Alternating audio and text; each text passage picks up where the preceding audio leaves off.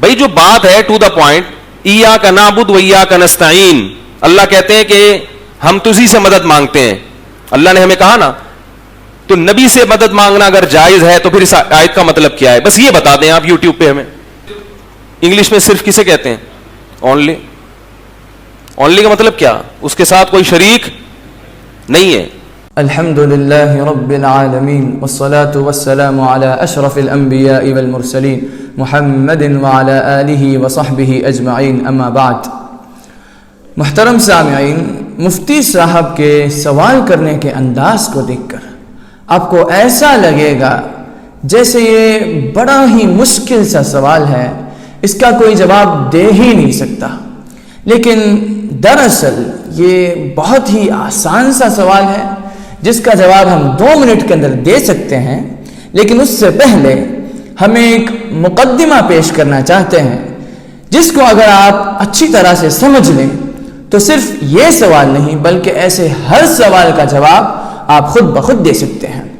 بات صرف اتنی ہے کہ اللہ رب العزت کے اسماء میں یعنی کہ ناموں میں اور صفات میں کچھ ایسے بھی ہیں جو اللہ پر بھی صادق آتے ہیں اور انسان پر بھی صادق آتے ہیں. مثال کے طور پر اللہ نے قرآن میں اپنے بارے میں فرمایا کہ اللہ لا الہ الا هو الحی, حی یعنی کہ زندہ, اللہ زندہ ہے. اور انسانوں کے بارے میں بھی زندہ لفظ آیا ہے, حی لفظ قرآن میں آیا ہے. تو اللہ بھی زندہ, انسان بھی زندہ. فرق کیا ہے؟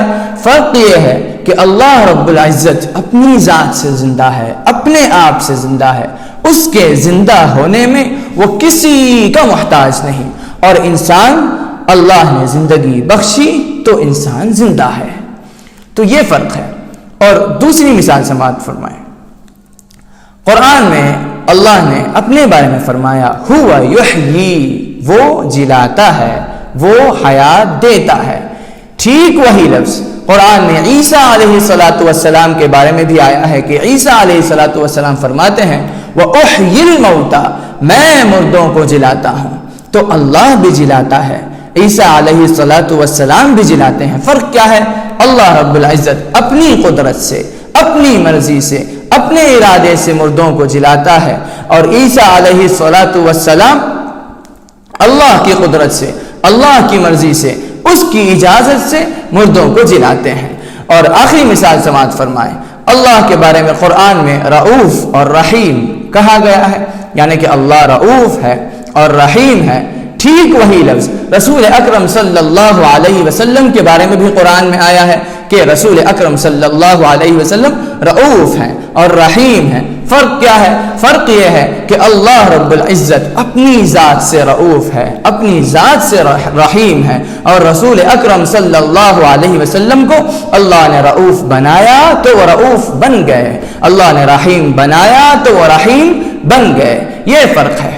اب محترم سامعین توجہ, کوئی شخص ان تمام صورتوں میں فرق نہ کرے اور یہ کہے کہ جس طرح اللہ زندہ ہے ٹھیک اسی طرح انسان بھی زندہ ہے, کوئی فرق نہیں دونوں کے بیچ. جس طرح عیسیٰ علیہ السلام, جس طرح اللہ رب العزت مردوں کو جلاتا ہے اسی طرح عیسیٰ علیہ السلام بھی جلاتے ہیں, کوئی فرق نہیں دونوں کے بیچ. جس طرح اللہ رؤوف الرحیم ہے ٹھیک اسی طرح رسول اکرم صلی اللہ علیہ وسلم بھی رؤوف الرحیم ہے, دونوں کے بیچ کوئی فرق نہیں.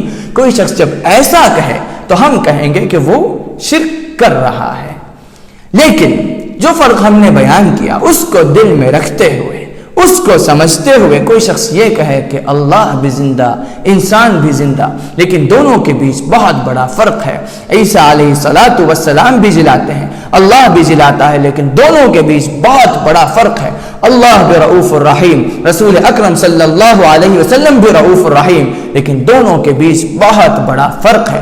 جو یہ فرق کہتے ہوئے کہے, جو یہ فرق سمجھتے ہوئے یہ کہے تو ہم اس کو مشرک نہیں کہیں گے, اگرچہ لفظ ایک ہے لیکن معنی الگ ہونے کی وجہ سے کوئی اس کو دنیا میں مشرک نہیں کہے گا. تو محترم سامعین, میں بس آپ کو اتنا سمجھانا چاہتا ہوں کہ آئندہ کوئی شخص شرک کر رہا ہے یہ نہیں, یہ فیصلہ اس کے لفظوں کو دیکھ کر نہیں، بلکہ وہ کس معنی کے ساتھ وہ لفظ کہہ رہا ہے اس کو دیکھ کر فیصلہ کیجئے گا۔ اگر آپ کے سمجھ میں یہ بات آ گئی تو سنیے، ہم اللہ سے مدد مانگتے ہیں، کہتے ہیں کہ اے اللہ مدد فرما، ٹھیک وہی لفظ ہم رسول اکرم صلی اللہ علیہ وسلم کے لیے بھی استعمال کرتے ہیں، یا رسول اللہ المدد۔ ٹھیک وہی لفظ ہم کبھی کسی امیر آدمی سے کہتے ہیں کہ بھائی صاحب پیسوں کی بڑی دقت ہے، کچھ مدد کر دیجئے گا۔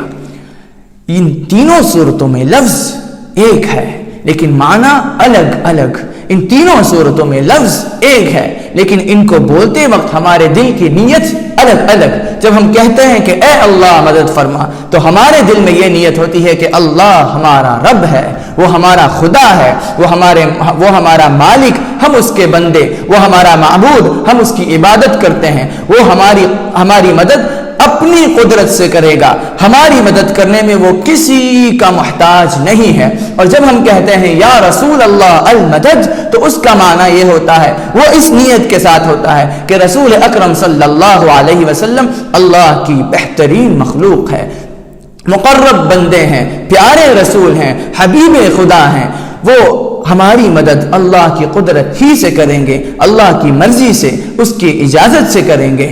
رسول اکرم صلی اللہ علیہ وسلم ہماری مدد کرنے میں اللہ ہی کے محتاج ہیں۔ اور جب ہم کبھی کسی امیر آدمی سے کہتے ہیں کہ بھائی صاحب پیسوں کی بڑی دقت ہے، کچھ مدد کر دیجئے گا، تو اس کا مطلب یہ ہوتا ہے، وہ اس نیت کے ساتھ ہوتا ہے کہ یہ شخص اللہ کا بندہ ہے، اس کے پاس جو پیسہ ہے وہ اللہ کا دیا ہوا ہے، یہ تبھی ہماری مدد کرے گا، تبھی ہم کو کچھ دے گا جب اللہ اس کو دینے کی توفیق عطا فرمائے گا۔ تو ہماری مدد کرنے میں یہ بھی اللہ ہی کا محتاج ہے۔ تو محترم سامعین، اب مجھے آپ بتائیں کہ یا رسول اللہ المدد اس معنی کے ساتھ کہنے میں شرک کہاں ہے، جب ہم نہ رسول اللہ صلی اللہ علیہ وسلم کو خدا مان رہے ہیں، نہ ہی ہمارا یہ دعویٰ ہے کہ رسول اکرم صلی اللہ علیہ وسلم اپنی قدرت سے ہماری مدد کریں گے۔ مجھے تو دور دور تک کہیں شرک نہیں نظر آتا، لیکن اگر آپ ابن تیمیہ کی آنکھ سے دیکھیں گے، محمد بن عبد الوہاب کی آنکھ سے دیکھیں گے، ان وہابیوں کی آنکھ سے دیکھیں گے، مفتی صاحب اور ان جیسوں کی آنکھ سے دیکھیں گے تو آپ کو تو شرک ہی شرک نظر آئے گا۔ اللہ رب العزت ایسی آنکھوں سے دنیا کو بچائے رکھے، خاص طور پر امت محمدیہ کو بچائے رکھے۔ تو آخر میں اس سوال کو ایک اور بار سن لیجئے گا اور جواب سماعت فرمائیے۔ بھائی جو بات ہے ٹو دا پوائنٹ، ایاک نعبد و ایاک نستعین، اللہ کہتے ہیں کہ ہم تجھی سے مدد مانگتے ہیں۔ اللہ نے ہمیں کہا نا، تو نبی سے مدد مانگنا اگر جائز ہے تو پھر اس آیت کا مطلب کیا ہے؟ بس یہ بتا دیں آپ یوٹیوب پہ ہمیں۔ صرف کسے کہتے ہیں؟ اونلی۔ اونلی کا مطلب کیا؟ اس کے ساتھ کوئی شریک نہیں ہے۔ انگلش میں صرف کسے کہتے ہیں؟ اونلی۔ اونلی کا مطلب کیا؟ اس کے ساتھ کوئی شریک نہیں ہے۔ مفتی صاحب کیا یار بچوں جیسے سوال کر رہے ہیں، آپ کے رینج کے مطابق سوال کیجئے نا۔ چھوٹے سے سوال کو بڑا بنا کر کیوں پیش کر رہے ہیں؟ جیسے 2 اور 2 کتنا ہے مجھے بتا دو۔ اتنے سے سوال کے لیے اتنا ایفیکٹ ضروری نہیں تھا نا۔ ٹھیک اسی طرح ہے آپ کا بھی ایفیکٹ۔ بہرحال جواب سنیے، ایاک نستعین، ہم صرف تجھ سے مدد چاہتے ہیں، صرف تجھ سے، اونلی تجھ سے مدد چاہتے ہیں۔ مفتی صاحب کا سوال یہاں پر یہ ہے کہ جب اللہ کے سوا کسی اور سے مدد مانگنا جائز ہے تو اونلی کا مطلب ہی کیا ہوا؟ ایاک نستعین کے اندر اونلی کا مطلب کیا ہے؟ مفتی صاحب ایاک نستعین کے اندر اونلی کا مطلب ٹھیک اسی طرح ہے جس طرح ایایا فتقون میں ہے۔ اللہ رب العزت نے سورۃ البقرہ میں فرمایا کہ وَإِيَّايَ فَاتَّقُونَ، اور صرف مجھ سے ڈرو، صرف مجھ سے، یعنی کہ اونلی مجھ سے ڈرو۔ مفتی صاحب اب آپ کے ریسرچ کے مطابق جب اونلی مجھ سے ڈرو کہا گیا تو اللہ کے سوا کسی اور سے ڈرنا بالکل جائز نہیں ہے، لیکن فار یور کائنڈ انفارمیشن اللہ رب العزت نے کہیں اور وہی لفظ استعمال کر کے فرمایا کہ فاتقوا النار، آگ سے ڈرو۔ تو کہیں اللہ فرما رہا ہے صرف مجھ سے ڈرو، اونلی مجھ سے ڈرو، اور کہیں اللہ فرما رہا ہے کہ آگ سے بھی ڈرو۔ مفتی صاحب آپ تو پھنس گئے یار، بہت بری طرح پھنسے ہیں۔ بہرحال محترم سامعین، وَإِيَّايَ فَاتَّقُونَ، صرف مجھ سے ڈرو، کہیں اللہ فرما رہا ہے فَاتَّقُوا النَّارَ، آگ سے بھی ڈرو۔ تو کیا یہاں پر آیتیں ٹکرا رہی ہیں، کانٹراڈکشن ہو رہا ہے؟ اگر آپ مفتی صاحب کی اونلی والی تحقیق کو لے کر سمجھنے کی کوشش کریں گے تو زندگی بھر کوشش کرتے ہی رہ جائیں گے، لیکن جو مقدمہ ہم نے بیان کیا اگر اس کو مد نظر رکھتے ہوئے، اس کو بیس بناتے ہوئے اگر آپ سمجھنے کی کوشش کریں گے تو آپ آسانی سے کہہ دیں گے کہ یہاں پر لفظ ایک ہے لیکن معنی الگ الگ۔ ایایا فاتقون، صرف مجھ سے ڈرو، یعنی کہ اپنا معبود سمجھتے ہوئے صرف مجھ سے ڈرو، خدا سمجھتے ہوئے صرف مجھ سے ڈرو، اللہ سمجھتے ہوئے صرف مجھ سے ڈرو، قادر مطلق سمجھتے ہوئے صرف مجھ سے ڈرو، اپنی قدرت سے نفع پہنچانے والا، اپنی ہی قدرت سے نقصان پہنچانے والا سمجھتے ہوئے صرف مجھ سے ڈرو۔ اور جہاں اللہ نے فرمایا فاتقوا النار، آگ سے ڈرو، تو اللہ نے آگ کو دردناک بنایا ہے، اس لیے آگ سے ڈرو۔ آگ خود تو ہمارا کوئی نقصان نہیں پہنچا سکتی، لیکن اللہ رب العزت آگ کے ذریعے ہمیں نقصان پہنچانے پر قادر ہے، اس لیے آگ سے ڈرو۔ تو یہاں پر لفظ ایک ہے لیکن معنی میں آسمان زمین کا فرق ہے۔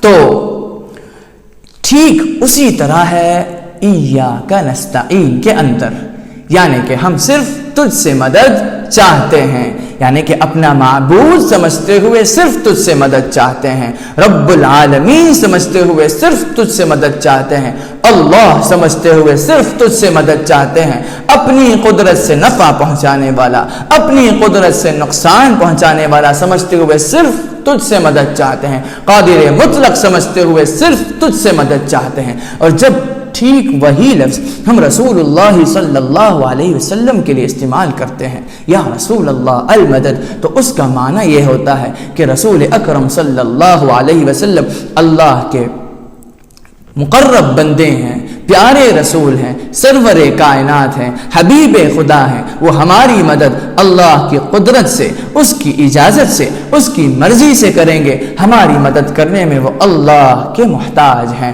اس معنی کے ساتھ ہم یا رسول اللہ المدد کہتے ہیں۔ یہاں پر ایک حدیث بتانے سے بات اور بھی مضبوط ہو جائے گی۔ جامع ترمذی کے اندر رسول اکرم صلی اللہ علیہ وسلم کی ایک حدیث ہے کہ رسول اللہ صلی اللہ علیہ وسلم نے فرمایا کہ اذا سألت، اگر تم مانگو، فاسأل اللہ، تو اللہ سے مانگو۔ لیکن صحیح مسلم کے اندر حضور اکرم صلی اللہ علیہ وسلم کی ایک اور حدیث ہے جس میں حضور صلی اللہ علیہ وسلم صحابی ربیعہ رضی اللہ تعالی عنہ سے فرماتے ہیں کہ ربیعہ مجھ سے مانگو، کہیں فرمایا اگر مانگو تو اللہ سے مانگو، کہیں رسول اللہ صلی اللہ علیہ وسلم فرما رہے ہیں ربیعہ مجھ سے مانگو۔ تو ربیعہ رضی اللہ تعالی عنہ کی جو حدیث ہے وہ اس کا مفہوم کچھ ایسا ہے کہ ربیعہ رضی اللہ تعالی عنہ راتوں میں حضور اکرم صلی اللہ علیہ وسلم کی خدمت میں رہا کرتے تھے۔ ایک رات یہ ہوا کہ وہ وضو کا پانی لے کے حضور اکرم صلی اللہ علیہ وسلم کی خدمت میں پہنچے تو حضور صلی اللہ علیہ وسلم نے فرمایا کہ ربیعہ مانگو جو مانگنا ہے۔ تو ربیعہ رضی اللہ تعالی عنہ نے کہا کہ یا رسول اللہ، میری مانگ بس اتنی ہے کہ میں آپ کے ساتھ ساتھ جنت میں رہنا چاہتا ہوں۔ تو حضور صلی اللہ علیہ وسلم نے فرمایا ربیعہ کچھ اور مانگ لیتے۔ نہیں یا رسول اللہ، وہی چاہیے۔ تو جب صحابی نے ضد کی تو حضور صلی اللہ علیہ وسلم نے فرمایا ٹھیک ہے، تم زیادہ سے زیادہ سجدہ کر کے میری مدد کرنا۔ یہاں پر سجدہ کرنے کا حکم اس لیے دیا جا رہا ہے کہ مانگ ہی کچھ ایسی ہے، رسول اکرم صلی اللہ علیہ وسلم کے ساتھ جنت میں رہنا، محمد مصطفیٰ کے ساتھ ساتھ جنت میں رہنا، حبیب خدا کے ساتھ ساتھ جنت میں رہنا، جنت کے بادشاہ کے ساتھ جنت میں رہنا، یہ چھوٹی بات نہیں ہے، اور جس سے مانگا جا رہا ہے وہ بھی چھوٹے نہیں ہیں۔